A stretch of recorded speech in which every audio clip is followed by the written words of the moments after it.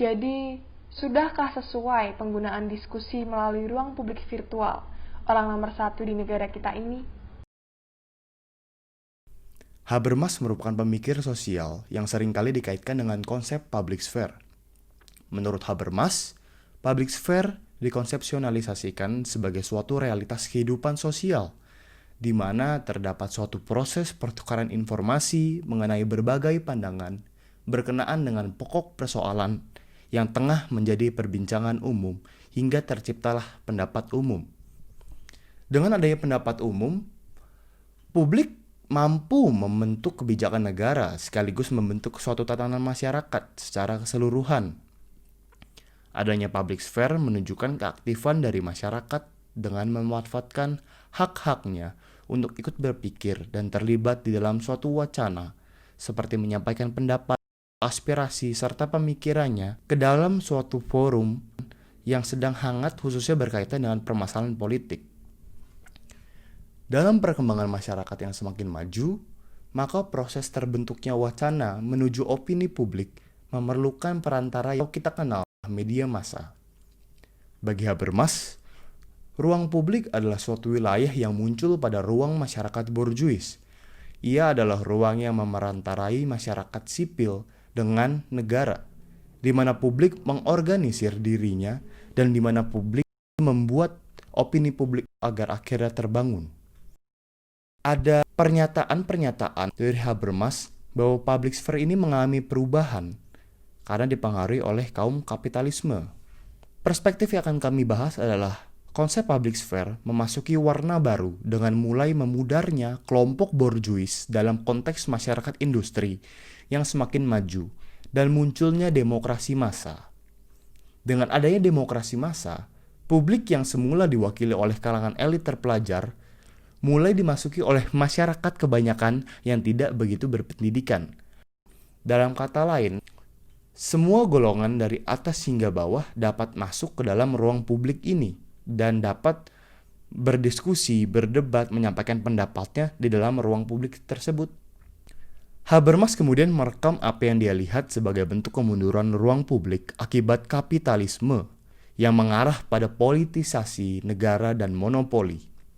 Namun, ia kemudian mencoba meletakkan pembaharuan ini dengan sebutan situasi bertutur ideal, di mana klaim mengenai kebenaran yang saling bersaing terikat pada argumen yang rasional.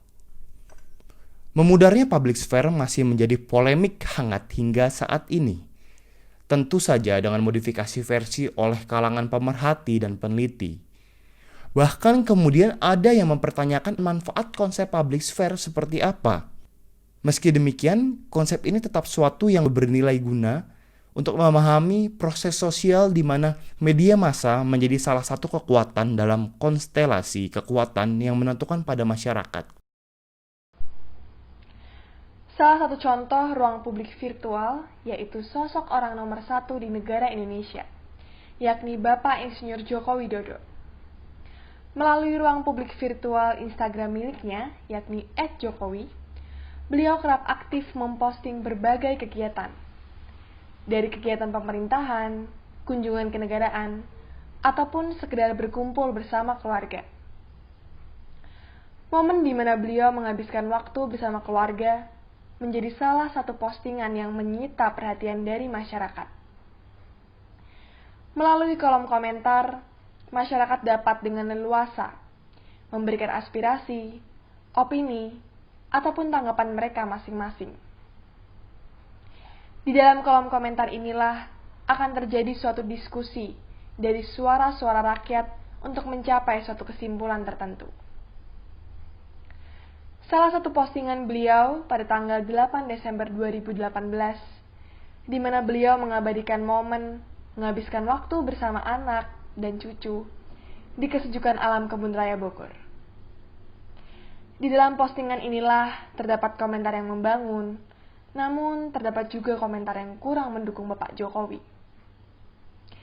Terdapat masyarakat yang mendoakan kesehatan serta kelancaran bagi kinerja Pak Jokowi ke depannya. Kemudian terdapat masyarakat yang mengapresiasi kinerja beliau selama ini. ataupun masyarakat yang sekedar memberikan emoji hati dan acungan jempol untuk apresiasi postingan beliau kali ini. Selain komentar yang membangun, beliau pasti tak jauh dari komentar negatif dari masyarakat yang menuntut kinerja beliau yang dirasa kurang maksimal di beberapa daerah, sampai perkataan-perkataan yang kurang pantas untuk dilayangkan bagi beliau. Memang, dalam sebuah diskusi pasti terdapat pihak pro dan pihak kontra. Namun, apakah hal ini sudah menjadi salah satu ruang publik virtual yang sesuai? Karena terlihat bahwa ada beberapa komentar yang tidak terkait dengan sosok Bapak Jokowi, yakni akun-akun yang menawarkan produk-produk dagangan mereka dalam kolom komentar. Diskusi ini menjadi tidak maksimal rasanya. Jadi, sudahkah sesuai penggunaan diskusi melalui ruang publik virtual orang nomor 1 di negara kita ini? Pertanyaan yang paling sulit adalah, apakah ruang publik dapat terwujud di Indonesia? Menurut kami, Indonesia belum memiliki cukup prasyarat untuk menyediakan ruang publik yang memadai, baik dari sisi pemerintah, media massa sebagai perantara, ataupun dari sisi masyarakat.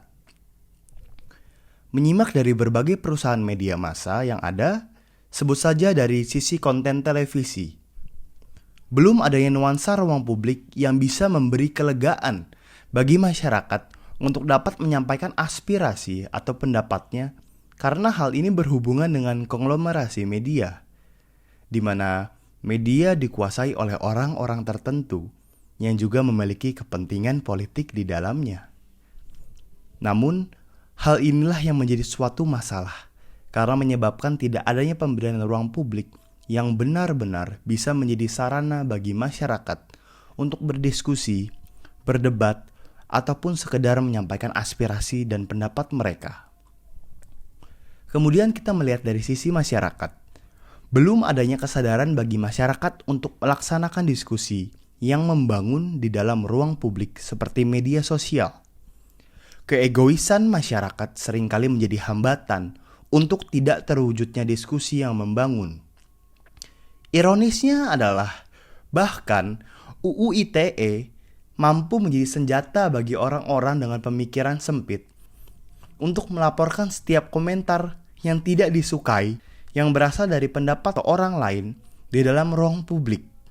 Perlu banyak penyesuaian lagi dalam prosesnya untuk mewujudkan ruang publik di Indonesia yang efektif. Karena syarat dari terciptanya ruang publik yang efektif adalah ketika semua orang yang berpartisipasi di dalamnya membicarakan suatu topik pembahasan tanpa melenceng untuk mendapatkan suatu kesepakatan atau kesimpulan. Dengan harapan, apabila masyarakat perlahan sudah mampu memenuhi syarat tersebut, ruang publik semakin mampu untuk diwujudkan di Indonesia. Bukan hal yang tidak mungkin, Indonesia mampu mewujudkan ruang publik yang efektif.